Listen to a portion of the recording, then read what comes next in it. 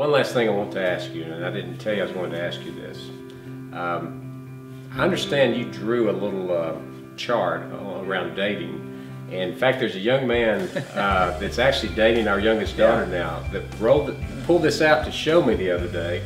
And I was so impressed with that. Can you just kind of give a general overview of this dating chart that you drew up? Well, you know, like I said, I'm trying to teach my boys. I just kind of told them, you know, why do you date, when do you date, who do you date, where do you go, and what do you do? Kind of talked about that, and just wrote down some principles. You know that, you know, who you date. You know, don't be unequally yoked.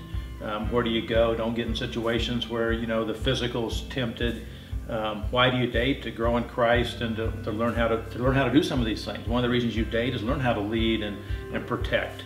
I told my boys, I said, you walk on the street side, the curb side, so the protector and things like that. And there's a reason you go get the door and some of those old-fashioned things, because you're showing leadership. And so anyway, I just wrote that out, and the idea that the families needed to both be supportive of the relationship. And so I like pictures, and that was when we were going through it with our second son in a dating relationship in high school. I developed that to try to help him kind of see and how it needed to work, having common interest and things like that. And so anyway. Even the stick figures work okay. Well, yeah. I heard I got a little flack on that because I forgot to put arms on the girls, but it was just, we have an interesting society right now and generationally. I found this with my boys that they don't have some of the same vernacular we do about dating.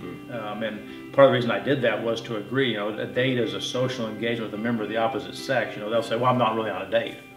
Well, I call that a date. And so we had a little go around on just defining it.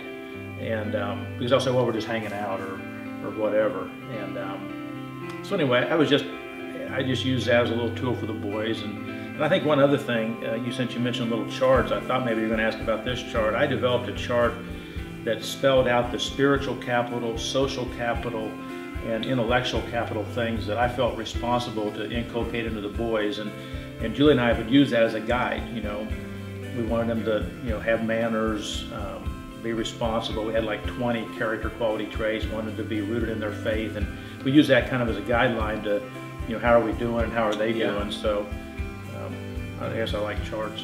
The charts are great. Let me tell you, the thing I appreciate about Russ and Julie is they live this. It's been their prayer from the beginning. They want to engage with their kids, and we're responsible. We're responsible as dads to make sure we're engaging, teaching, training, and equipping. So thank you for doing that. Thanks, Boyd. Russ Crosson, president of Ronald Blue and Company, and Boyd Bailey with Wisdom Hunters. Thanks. This was great. Boyd. Thank you very much. Thanks for having me. You're welcome.